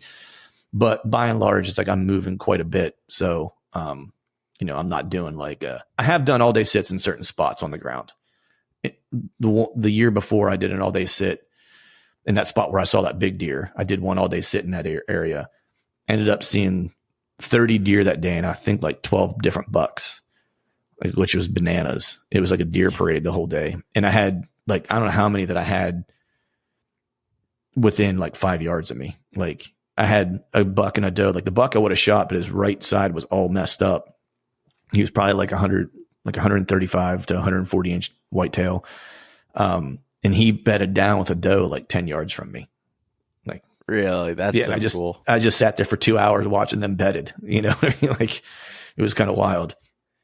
Yeah, that is crazy. The knee pad thing, man, that's a necessity in my opinion when you're ground hunting at all. And then I've done it too with like taking the seat pad and putting that under my knees too. So it's like double the padding. Because like I found like if you actually just sit down a lot of times, you're not really in a good shooting position and things can happen fast. Like what you had happen where that doe showed up and all of a sudden she's at 7 yards. It's hard to maneuver. Now there's times when you have to just like, you know, be comfortable. I'd rather be there, you know, for the period of time I want to be there versus, you know, not. But, you know, a lot of times I find myself on my knees or just kind of like, you know, on my knees, but sitting on my butt on my feet or somewhere along like in a mixed position, something like that. Right. But, you know, that's because if you're on the reason why I asked that, you know, one for my own personal benefit, but two, like from the standpoint of if you're moving around all the time, like that's not something you want to be doing on the ground as far as, you know, constantly, you know, moving everything around because you can get caught and you don't have the element of surprise of being up in a tree where you can get away with a little bit more than you can, you know, on eye level of them. Yeah. Yeah. Yeah. It's what I've found for me, at least, is that, there's certain things that you can get away with more on the ground that you can't in a tree. And there's certain things that you can't get away with more on the ground that you can in a tree. Right. Like, so for me, the biggest things were, I feel like I can get away with more scent on the ground, and that it probably sounds counterintuitive, but I feel like it disperses more and doesn't travel as far. So, you know what I mean? Like that's kind of what my feeling was. Cause I haven't been winded as often on the ground as I have been like in a tree in the past. The part that you can't get away with on the ground that you can within a tree is your movement. Like you cannot get away with movement. Like they're going to, especially out there, cause you just don't have a lot of breakup. So like your movement becomes almost the most important kind of piece of it. You know, in my mind. And that again goes back to playing in the shadows and trying to find cover and things like that. And then sound, like you get away with a lot more sound on the ground, I've found, at least out there, than I do like in Pennsylvania. And the reason being is that grass, especially if you're in CRP, that grass is such a buffer of sound. Like there are so many times that deer have walked up on me, you know, like a 220 pound buck and get to within 10 yards of me before I can hear him. You know what I mean? Like he's on top of me before I know he's there. And so those are just a couple things that I kind of had to switch, like when I go out there, like, you know, just like how my approach, you know, is that, yeah, I still need to be mindful of scent, but it's not going to, like, if I'm sitting at the head of this draw, unless the wind's ripping down the draw, like my scent's probably not going to make it that far unless that deer's going to come right up that draw toward me. Right. It's not that, at least how I kind of felt about it, because I've had enough deer on the ground in those spots, still come from downwind of me, you know, and in PA, I just don't see that nearly as often. I might be wrong, but that's at least kind of how it felt. No, and the sound thing is interesting because, I mean, I guess if you think about it, to compare, it's like, all right, if you're in an auditorium and you start making, you know, you stomp on the ground, it's like you're going to hear it on the opposite side, you know, 100 yards away, versus if you're in an office building and you're in a bunch of closed doors and you do that, you're not going to hear it as much, where like that CRP's off is, you know, acting as that buffer or those walls almost. Whereas when you're in a tree, now it's more open because you're above and you're almost like broadcasting that sound across. Yeah, that's kind of how it played out for me. You know, I got away, and that was a learning experience whenever I was first out there, because I felt like I was being too careful on the ground, like as far as like my movement and my sound was concerned. Like I would move so slow and like not get turned in time to where it's like what actually got me caught was my movement and not my sound. And I was being so careful of not getting caught. So basically I was moving too long, you know what I mean? Whereas what I needed to be doing was like making a move kind of quickly when I had the opportunity, and sound be damned, because they probably weren't going to hear me anyway. You know what I mean? And so that was really just kind of like the learning curve for me, you know, and that was probably one of the biggest changes from, you know, the first year to the third year was that. And then just also being, you know, what I like to kind of refer to as just like patiently aggressive, which, you know, the first year, I think when I went out there, I was just super aggressive. Like every time Chad and I saw a buck, like we were going to try to put a stalk on, and we blew a couple opportunities. You know, and then as, you know, I kept kind of going out there, what I kind of started figuring out was like, I need to be patient whenever I see them and, you know, and find them. And then once I figure out what the opportunity is to kill them, then like, I got to go all in, you know, and like, and that means like what you were talking about, it might be a 6-hour stalk, you know what I mean? Or, you know, in my case, it was finding him the day prior, putting on a loose hunt for him the following morning, and then knowing like, all right, I just got to go in at 3 and I'm just going to have to hold steady here and just wait for him to let me kill him the way he wants to get killed, and not try to like force the issue. And that was one thing I had talked to, you know, Jared Scheffler about, because I think a lot of people, when they start to go to like those open country places, especially if you watch the Whitetail Adrenaline guys, like you're like, you know, or if you watch the Hunting Public guys, like especially Zach, you know, you watch those guys and you're like, oh dude, they're just getting after it. Right. And so you know, so you go out there and you think like, they're just like going balls to the wall. Right. And you do that a couple of times and you realize, man, like I screwed a lot of this up, you know? And then what you start to realize is that, yeah, they're aggressive when they have to be. Like when the kill opportunity is there, like in the open country, like it's fleeting. It's, you know, and it is just in general, right? Like we see that even in like the timber, you know, when you're, you know, hunting out of a saddle or out of a tree or whatever, it's like that opportunity to kill that deer like comes along and you might have 30 seconds to make it happen or whatever, you know. But it seems like it's even shorter, you know, in that open country, because they just kind of appear out of nowhere, you know, and then they just disappear, and they can travel so far, you know, like they move across the landscape, you know, they're here at one moment, and dude, within like 3 minutes, they're like on a whole other piece of property, like doing whatever, you know what I mean? Yeah. Like, so when you see them and they're going to give you that window because you don't have a lot of cover, you don't have like a visual advantage over them and stuff like that. Usually, like when they get into a position where they're killable, it's like, you got to go try to kill them then, because, you know, out there, they don't get into situations very often where they're at a disadvantage just because of the visual element. Like that was probably the hardest thing for me to get used to, is that, you know, around here, it's like, I'm less worried about my visual, you know, getting blown up, and more worried about my scent or my sound, right, busting me. Where out there, I felt like early on I was losing the opportunities that I screwed up, like one was because of scent, but I was already in bow range. But like, I'm always like, after the first like 2 years of being out there, I was like, I wonder how many times I had deer in the area that I wasn't aware of, but they knew that I was there visually. You know what I mean? So a question I have with that is like, when you're planning your setups on the ground, are you doing it kind of like where you're elk hunting, where you want to be in front of the cover? Are you trying to find, be behind it? Are you trying to have a mixture of both? I heard you talking about like kind of making your own ground blind sort of deal. And it kind of sounds like in that scenario, it's a mixture of both, but I'd like to hear kind of your thoughts on that. Yeah, I think it's just situational. I think it's more so based on what's available and where I think the shot's going to be, cause that one where I was trying to make the ground blind 2 years ago, that little brush blind, that was, me trying to get behind a little bit of cover because the grass there wasn't very tall, like the grass in that area, because it was in like a locust kind of grove was kind of what I referred to it as. It was, all like ankle high, and you get some shoots of grass that would maybe be like up to your hips or whatever. Right. But there wasn't really anything for me to tuck into, you know what I mean? Yeah.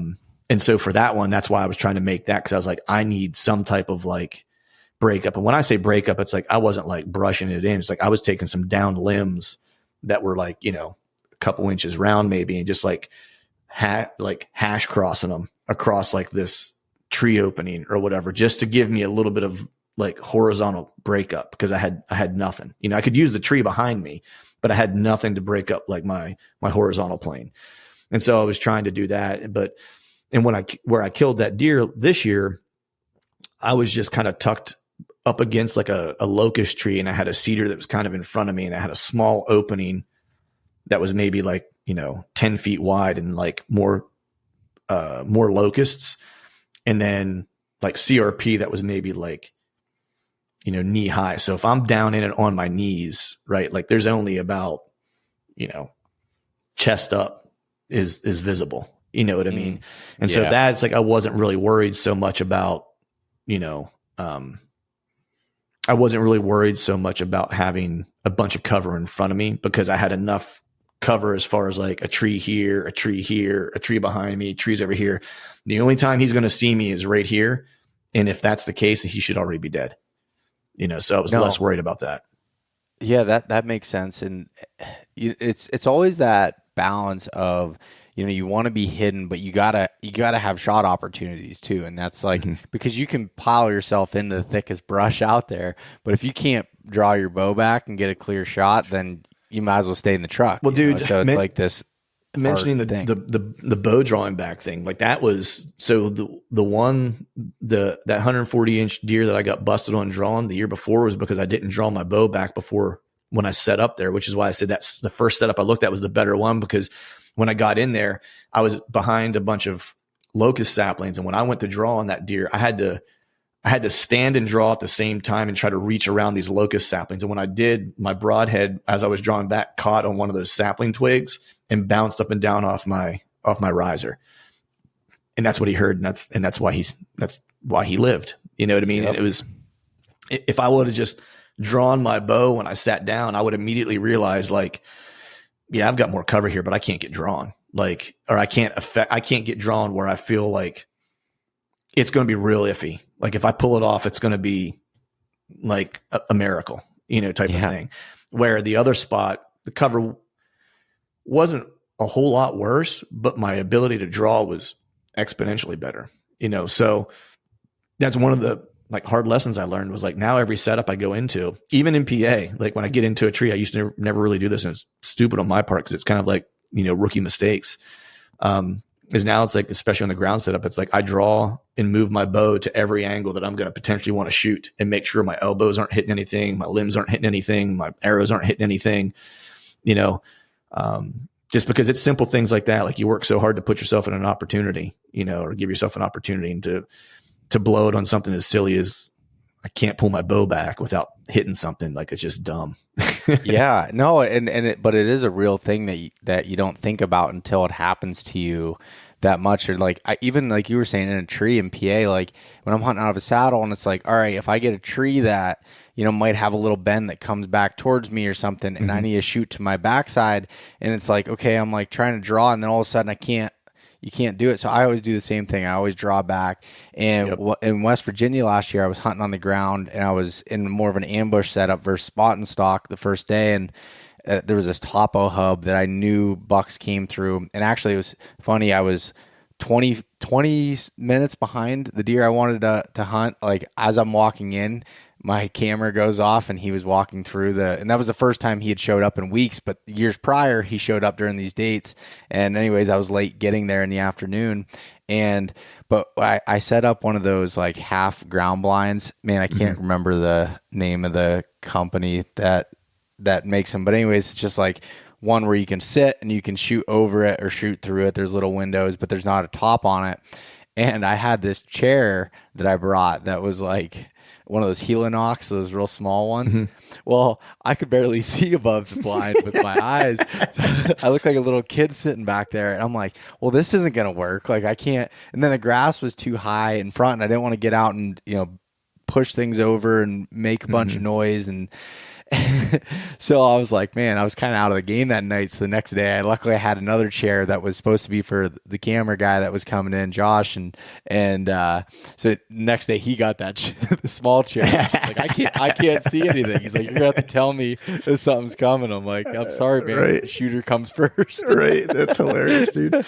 Yeah, but it goes back to what we were talking about at the beginning of the episode, man. Was that the fundamentals, right? And that goes for like just like knowing your gear. Right, like things I things not like that. Know my gear, what your gear is capable of, and that's like a minor issue of knowing your gear. Like most people aren't going to be like, "Let me check this chair out." You know what I mean? Like that's just not going to. But you should. But you should. No, you're 100% right. But it's not something that like people would probably do. You would think like, "Oh, I got this chair. I'll sit down in it. I should be able to sit fine." You know what I mean? Like, I got a chair and I got a blind. That's what you need. But that's like, there's there's so much more to it. And like, I do that. Like I'll do that as soon as I get in any place. It's like, sometimes like if I get in and I crawl in the dark, like to a tree or whatever, usually I wait until like after about 30 minutes of light before I do it, just because I'm like always so worried that something's going to be coming in when I'm drawing back. But I'll always do that, and I'll do different angles and make sure it's like out of the saddle. The weak side shot sometimes can be difficult. So it's like just making sure, you know, okay, this is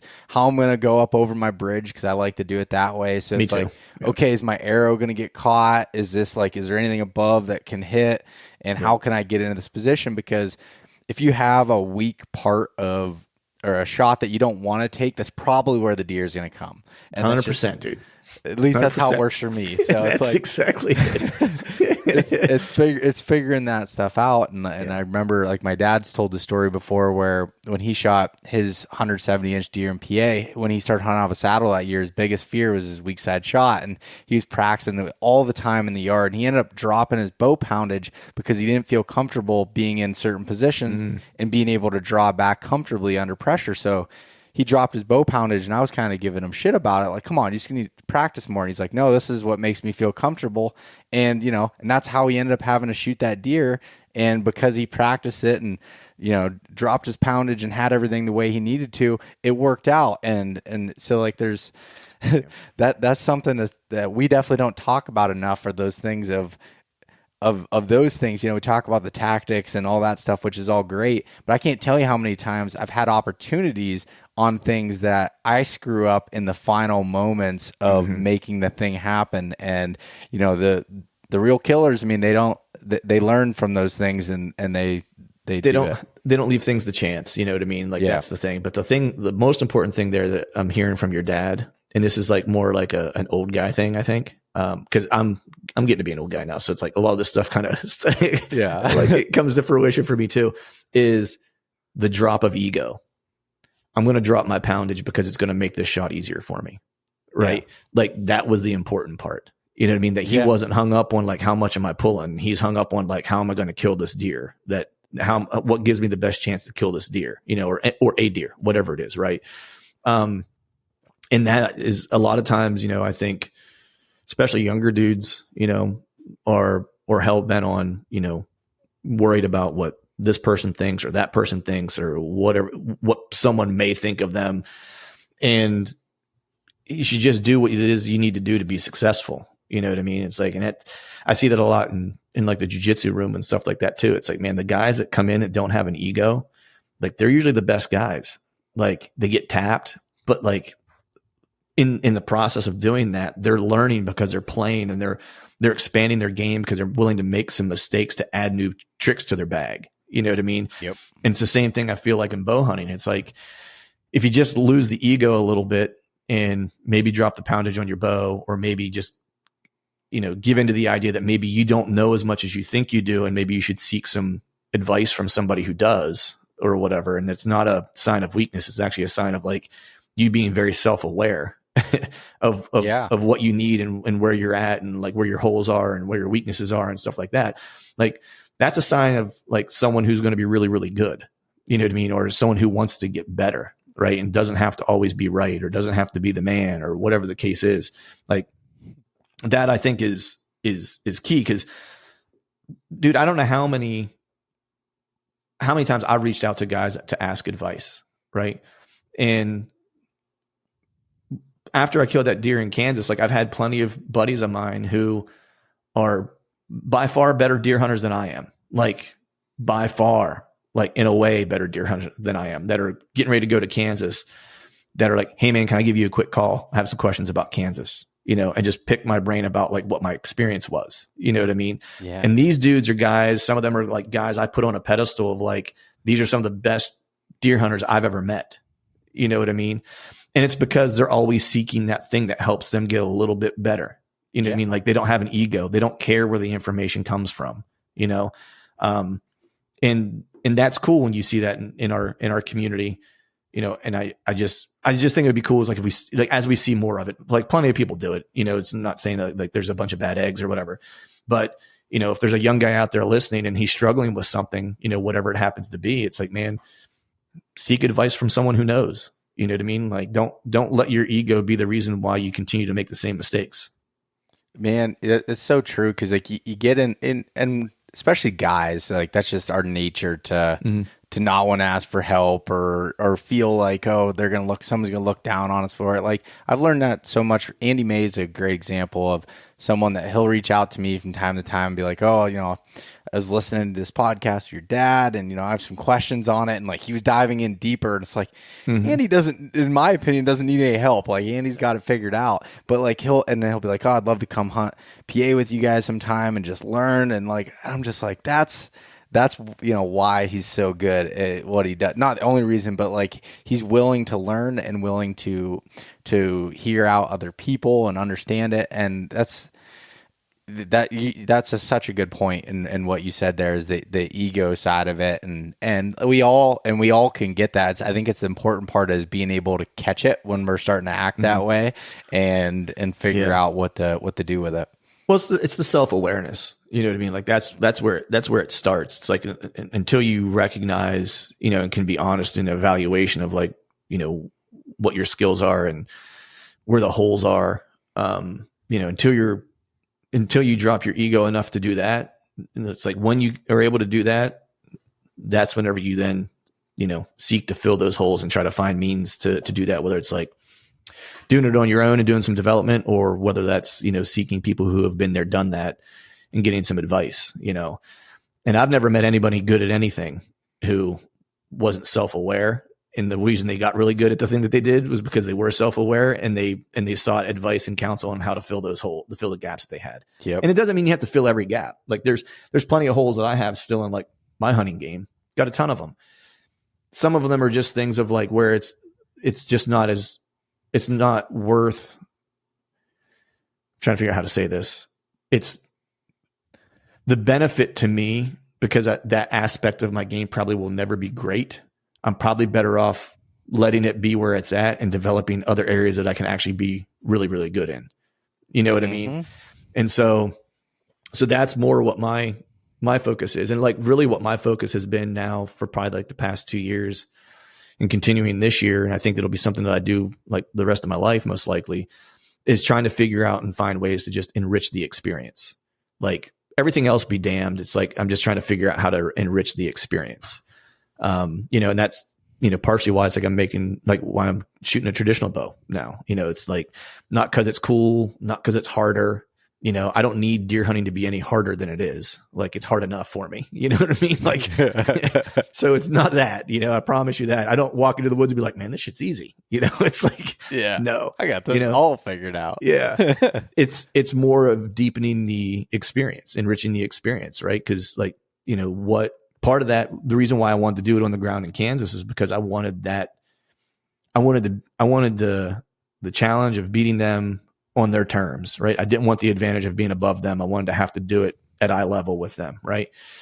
And so now the next step for me is like, how do I make that? And that was such a blast. You know, I was like, well, how do I make that even like more intimate and more fulfilling? Mm-hmm. Have to get closer. You know what I mean? Like, make it to where, you know, I've got this weird thing, man. And I've said this to people before, where whenever I'm in places like that, or I'm out West, you know, or I'm in the plains or whatever, and I see like an area of rolling hill and I'm like looking, you know, and I've got a bow in my hand, or maybe I'm just glassing, and I kind of stop and I think about, like, you know, is this the same feeling that the people who were here, you know, 1,000 years ago had? Like, am I having the same experience they're having? Am I having that same feeling? Right. And when I killed that deer on the ground, you know, I kind of thought the same thing. I was like, man, the intensity of like it happening on the ground, and like, you know, having to move, and like everything that kind of happened so fast. I was like, I wonder if that's the same experience that, you know, Native Americans had that, you know, lived in those areas however many years ago, if that's the same feeling they had. And so I'm always kind of striving to try to want to get back to that, like primitive and primal kind of experience. Like, I want that. I want to feel the earth move below me type of feeling. You know what I mean? Like, I want to feel it shake. And so that for me is why I want to switch to a traditional bows, because I want that.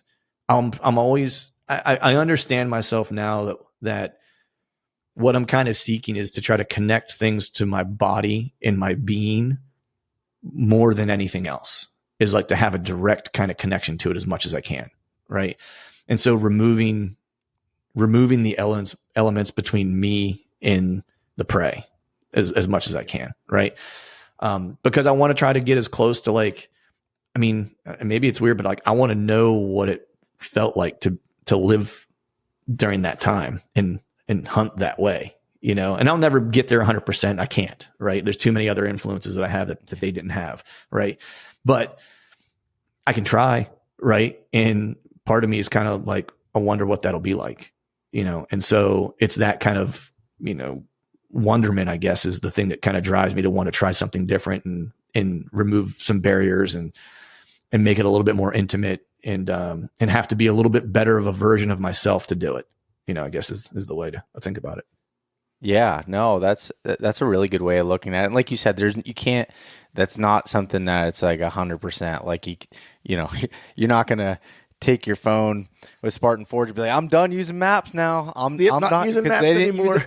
I'm actually not taking my vehicle out there, my trucks. I'm not driving that anymore because they take a horse. Have trucks. Then I'm gonna ride my horse. You know, so It's like finding, like, I get exactly what you're saying, but it's and being able to enrich that experience and be able to have it. And I think all of us kind of need that check from here and there, because you can take things super serious, and I do, and it's just like you get so, you know, embodied in something. But like in West Virginia, it was like the same example, and that's why your story was like so close to me, because it was the same thing where all of a sudden I started getting in this framework of the way I was hunting in PA. And I was like, I know if I sit in this spot for 4 days based on this data that I'm going to kill a buck. And that's when Josh Ilderton said to me, he's like, Bubby, he's like, you're right. You can, but is that what you came here for? And I'm like, right, dude, like it was like that moment while we were podcasting at like 1:30 in the morning. Then I ended up killing that buck the next day by kind of rethinking of like, I'm like, man, I know this big 8-point, you know, I've seen him for 2 years, and he comes through during this week, and he does it multiple times. And it's just like, I got to sit this pinch point, and it's like, okay, yeah, that would be really sweet. And like, I'd be pumped about it, but I really wanted the spot and stock. And that was the whole reason that I started going to West Virginia. And it's like, so that was, and then when it worked out, it was like, this is exactly how it was supposed to happen. Yeah. That's the thing, man. It's like, drawing up the experiences that you want, and then chasing those down, and that was, for me, that was what I wanted out of Kansas. I didn't know exactly how it would pan out. When I first started going out there, I knew I wanted to do it on the ground. I knew I wanted to try to spot and stalk or ambush from the ground or whatever it was, but I knew I wanted to do it on the ground. How it was going to materialize, I didn't know. But then as I went, like the multiple seasons, like it became a little bit more, it went from like killing a buck that way to having an experience that way, if that makes sense. Like the tag at the end of the rainbow was like the icing on the cake. But man, like I don't want to diminish the fact that I killed a great deer out there, but still probably when I think of Kansas and my hunts out there, and this might sound messed up for some people, but it's actually like killing that buck isn't the first memory that comes to my mind. It's actually being 20 yards away from like a 195-inch deer snort wheezing at me, looking like he wants to charge me. Like that's the one that comes to my mind because that was the experience. Like, dude, the buck I killed had no clue I was there. You know what I mean? Like he was none the wiser, right? Great ambush set up off the ground, right? But the buck the one that got away, like we had a standoff for like 5 minutes of like, who's the badder dude, like on his terms, and that's the one that sticks out to me because like ultimately I was like, that's what I went to Kansas for, was that. Yeah. You know what I mean? It was that experience is what I wanted, and then to be able to fill a tag the year after, it was just like cherry on top, like wrap it up in a nice little bow, but it's not the first memory that comes to mind because that one with that big deer doing all the stuff that he was doing, like I'm talking about it now and it makes the hair stand up on my arms. You know what I mean? Because that was like, when I talk about trying to get as close and as intimate as possible and like having the same kind of feelings that maybe people who walked those lands before me did. I don't know if this is right or wrong, but in my mind, I'm like, that's the closest I've ever gotten is that, you know what I mean? It's like, and so, for me, that's why that stands out. And that's why, I just like the lessons from those trips really ultimately became, to myself, when I kind of talk to myself, is that, Clint, those are the experiences that you need to chase. Like so whatever it is you need to do or whatever it is I need to do to continue to have those experiences and grow in that way. Like those are the things that you should be attacking and you should be after, not the whatever tag you want to fill. And I like chasing big deer as much as the next person. And would love to kill more big deer, right? But I can assure you this, they'll all come through the context of me chasing the experience, not the antler. No, man, it's funny, like even looking at this year tags I'm trying to get, it's like one is an elk tag in a place that I've just wanted to hunt for 10 years. And it's not, it's really not even the best area anymore for like, the biggest elk or whatever. And I know places that I could draw with less points that probably would have me a chance at a bigger bull, but I want a certain experience and what I've learned that I like. And it's like, I like spot and stalking. I love glassing. Like I like doing that and seeing different country. So it's like, that's where this is where I'm applying for. And then like, even with other hunts and whitetail hunts and everything, it's like, everything's been planned about like the experience. Cause like, if I just wanted to, hunt the biggest deer, I promise you, I wouldn't spend 2 weeks in November in Pennsylvania every year. Now there are big deer, don't get me wrong, but I'm saying like, there's better opportunity there's more target rich environments you could spend 2 weeks. Yeah. And like, to me, if I just like it, and this is just me, like the antlers on their head get me super excited, love it. But first and foremost has to be that experience for me and what I'm looking for out of it. Otherwise it's just going to burn me out and it's going to turn into it's not a hobby anymore. At that point, it's a job. And that's, And well, I mean, it kind of is a job, but Right. but you get what I'm But saying. I get what you're saying. Yeah. No, I'm the same way, man. Like there's a place I'm going in Idaho this year to hunt elk. And there's a lot better places to hunt elk in Idaho than the place that I'm going. But the reason why I go there is because my buddy lives there. I love hunting with him. He's a good friend. We have a blast when we're together. We enjoy the same type of hunts. We enjoy the same type of like outlook on things together. So it's just an enjoyable time to be, to be together and chase critters together and spend that time, as friends. And then the added bonus is like, we actually have an area that has some pretty decent bulls for the area, which is awesome. And this year we actually have to use boat access to get in to like the place we're going to hunt. Dang. So yeah. So it's like one of those things where it's like, add some adventure, man. It's like, add some water to it. Let's have to boat into some places to hunt, Mm-hmm. and that just, so it's, a base camp down close, like where we boat in, and then spike camp, like up top, like where we, where we'll be hunting and stuff. And so it's, I'm looking forward to it. It's going to be not an easy hunt by any stretch of the imagination, but it's going to be exactly what it's supposed to be.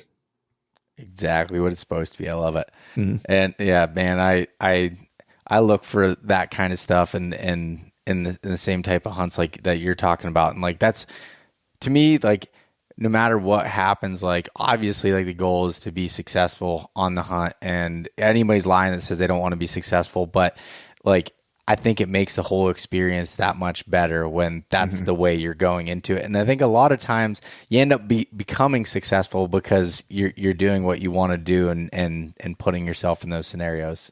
Yeah, 100%. Like it's your mindset makes a lot of it. You know what I mean? Like that goes without saying for just about everything. And our mindset going into it is that, yeah, it's going to be hard.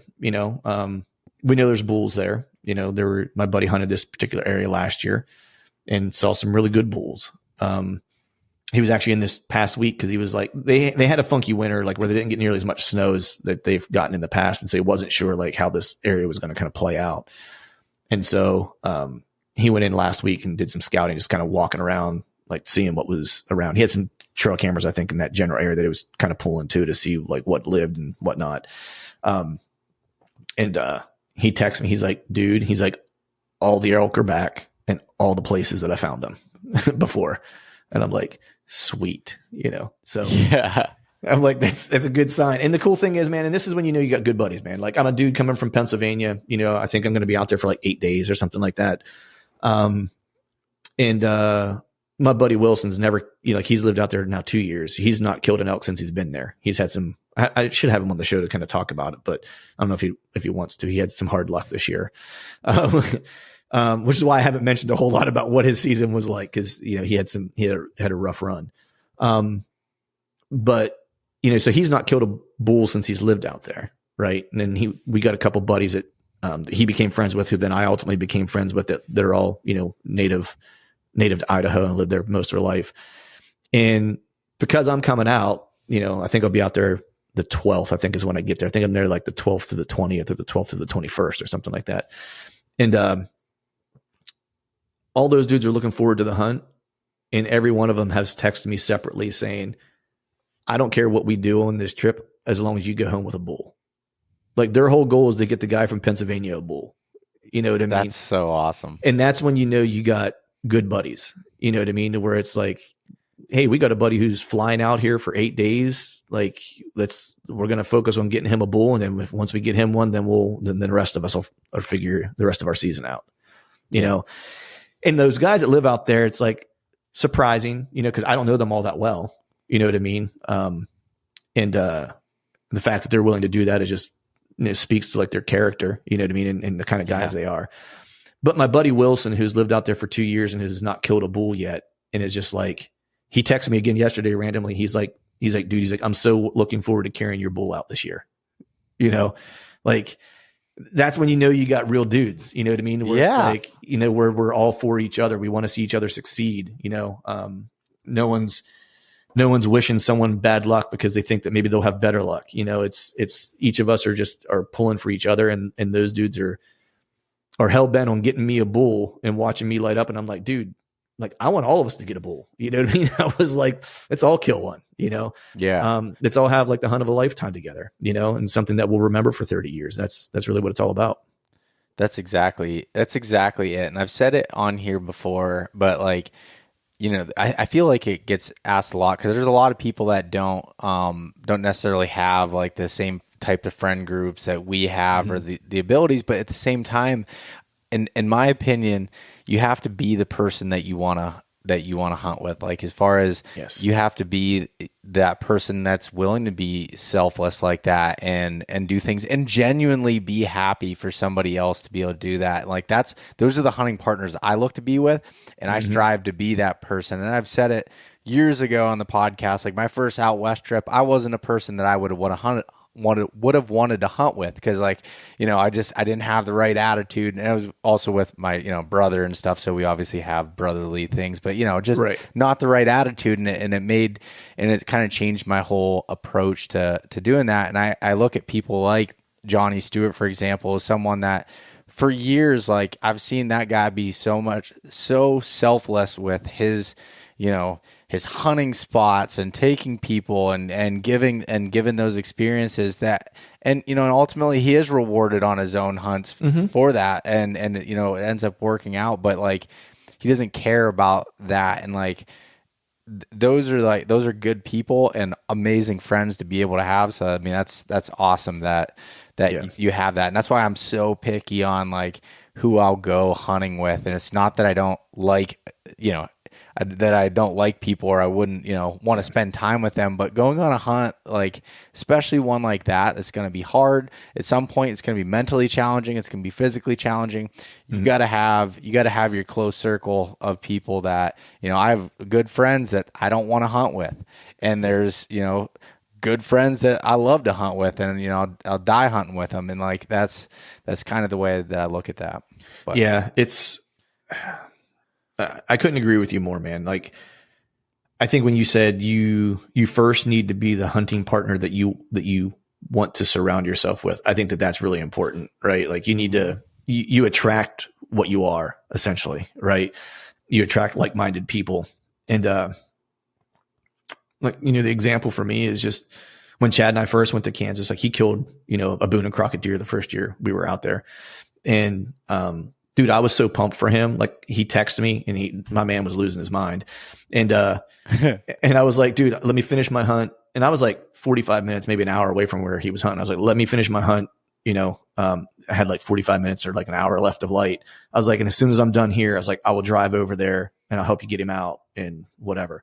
Went over, helped him, drug him out. Like, I was so excited. Like, I was excited. Like, you would have thought I killed the deer. Like, I was that pumped up. Right. To the point that, like, when we got home, like, I made t-shirts, you know what I mean? Like, and I sent him a t-shirt. I was like, you know what I mean? Like, with the picture of us holding the deer together and stuff like that. Just so we like just always picture you. Don't lie. Just picture me. Yeah. Face. And, and then fast forward to this year, Chad wasn't able to go on the trip with me this year. But as soon as I killed that deer, he called me back, and my dude was like yelling on the phone, screaming, like losing his freaking mind. And then we talked about it like afterwards. He's like, my wife was like, who are you talking to? And he's like, Clint, he shot a freaking giant in Kansas. And he's like, and I should freaking be there. Like, and he was all kind of like upset that he wasn't there with me. And she was like, you don't even get that excited whenever you shoot a deer. He's like, I know, but and that's the way it is, man. Like, you got some real ones around you when they're more excited for your successes and to watch you win than you are, Yeah. And those are the people you want to be around, like, cause you elevate each other. And, those would be the guys that Chad and I always joke about. Like, he sent me a text yesterday about this. I forget exactly what he said. But we always kind of joke about, like, when we're old, we're going to go to the old person's home together so we can sit and talk shit in our rocking chairs together. Yeah. You know what I mean? Like, so our wives will be like, whatever, they're just going to put us in a home because we're crazy. We're going to the old folks' home, and we'll go to the same one so we can hang out together and talk shit when we're older. That's our plan. And those are the kind of buddies that you want, man. Like, the guys you can share stories with, 30 years from now, and feel like you've never skipped a beat. And relive those together. And that's what it's all about, man. And I want to figure out how to frame this, make sure I'm saying it right. But like my words of advice to anybody that's like looking for hunting partners or buddies that are into this thing is the same, like, talking about, okay, yeah, be the person that you want to hunt with, but it's like it's almost like a business in the way of like you have to have value to be able to add. I'm not saying this from the standpoint of like, okay, you're a bad person if you're out of shape or whatever, but if you're trying to go on an elk hunt and you want to go on an elk hunt with somebody, if you're not, putting in the effort to say physically be there or doing the e-scouting or like show it through actions of like, and become that person that, people want to hunt with and do that. Like that's how you get there. It doesn't happen overnight. It doesn't happen with a conversation. Like it takes time and to be able to get to that point. And, and I'm not saying I'm there, but I always strive to do that and like, pull your weight and camp and being that person that people want to be there with. And I just think that can't be understated enough. Cause I mean, I see it all the time, even like, I'm sure you do too, like with the podcast. And it's just like, people will reach out and they'll tell you why you should help them, but there's like right. Yeah, it's busy out there. Like why should I be? And it's not that you should always look at it that way, but at the same time, I just think of it like it's different. Like whenever there's a guy that maybe he's newer and he's just looking for some help. There's a 100%. Difference. And then there's a difference between that and a guy who is just looking for the easy way. You know what I mean? Like there's and it goes back to like what we were talking about before. It's like, the guys that have been doing this a while that are looking for information, like I was saying earlier, like guys that are going to Kansas that I think are awesome hunters that are asking me, for advice or just picking my brain about my experience, right? That I'm like, man, you're way better than I am, but they're doing that when they've also shared a lot with me, like in the past. So it's not like they're coming looking for something that never taught me anything either. You know what I mean? Yeah. Like, to where it's reciprocal, right? Like they also probably wouldn't feel comfortable asking me something like that if they didn't feel like we had shared some things in the past, like back and forth already. You know what I mean? To where like, yeah, I mean, I'm like not ask anything right now. I don't have a question, but like in a year, it's like, I might be like, hey man, I'm going to this spot. And I know you've hunted this state before. I don't want your pins, but like, hey, like what habitat were you looking for? You know what I mean? That's like the just exact example I was just going to give is like, you don't like there's a difference in framing a question on me being like you, Clint. If I wanted to go, apply for Kansas this year, which I believe I am, but I wouldn't come to you and be like, hey, Clint, so what's the nearest town? Like, where were you? Right. Yeah. Where were you at? Right. Versus in my opinion, the right way to frame that is like, okay, what kind of habitat were you looking for? What were you finding? Where did you see pressure? Like, what types of things like that? Those types of questions are different than asking, I'll get messages all the time. Like, oh, what do you think of this public hunting area? Like, I'm not being rude, but I'm not going to answer that. Like, even if I do know, or if I don't know, like, that's not a question you should ask somebody of doing that versus like, just trying to understand the framework, and it's not really going to help you either. Well, I was just going to say that, man. It's like telling you where to go doesn't help you. Telling you how to figure out where to go, that helps a person. You know what I mean? Because you're helping them understand how to like evaluate. Like, right. Because you want to get to a point to where you don't have to ask like some of the stuff, like you just start to learn it. And unless it's something that's brand new to you. Right. But if you have a framework of like how to evaluate things, how to like determine if something's good or not, or if it's worth your time or not, you can expedite your process. And like in the process, you're becoming a better hunter. You know what I mean? Like, and that's really what you should be looking to do. Like, and that goes back to like the enriching the experience thing. It's like, if you're just looking for a tree location to try to go kill a deer, like you're not going to be in it. You're not going to be in it for the long haul, like if you're looking to be better, to be a better hunter, better person, enriching your experience, having more varied experiences, like then if you look at it through that lens, then all of a sudden, like there's a lot of opportunity for you to have success. It's not defined by whether or not that tree produced a filled tag or not.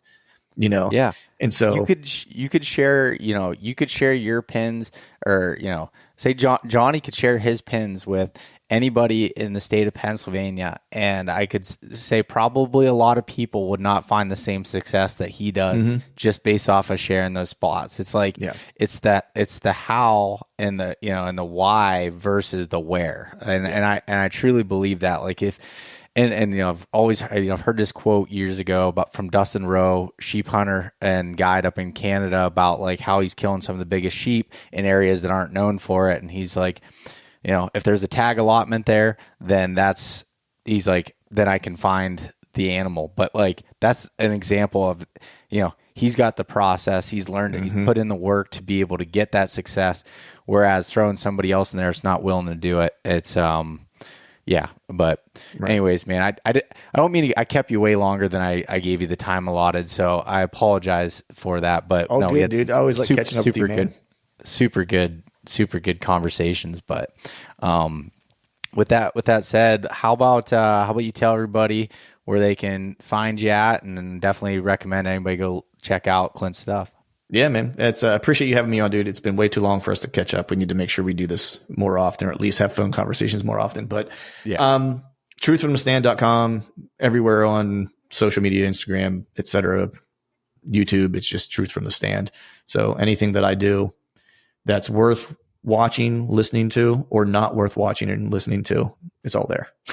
I love it. That's a good sales pitch. Right. You can tell I'm a great salesman. Yeah. Well, thanks, man. I really appreciate it. You bet, man. Thanks. Hey, guys. Thanks so much for listening. If you enjoyed this conversation, share it with your buddies. Leave us a rating, a review, and subscribe. If you want to check out more content like this, there's plenty in the links below. We truly appreciate having you guys along with us.